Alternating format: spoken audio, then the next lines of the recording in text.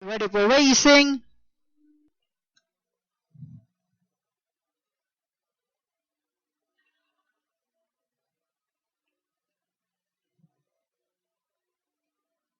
Racing just is started with My Destiny.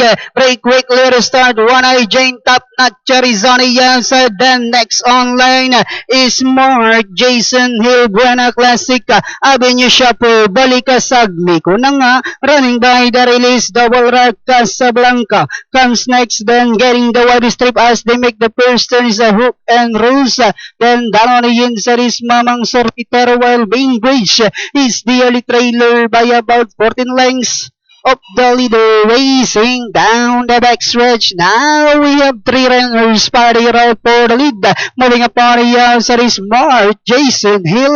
Running by the rail comes number 2 My Destiny. Then next online, One Eye Jade, Balikasag. Now to take fourth, then comes Double Rock Avenue Shopper, and Silver Screen comes next. Then followed now by Casablanca, Top Notch, Buena Classica, Miko na nga, Mamang Sorbitero, Hook and Rules, while Bainbridge is still racing in 14th. And Diana entering the home stretch with My Destiny is still in control by about 3 lengths. Moving upon the outside now is Balikasag, running by the release Mark Jason Hill.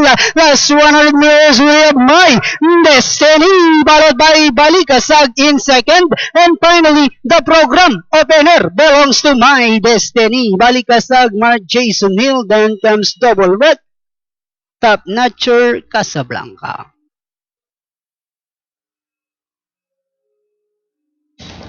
Bayang kalilista para sa inyong unang karera, race number 1, ang ating pong unofficial winner dito.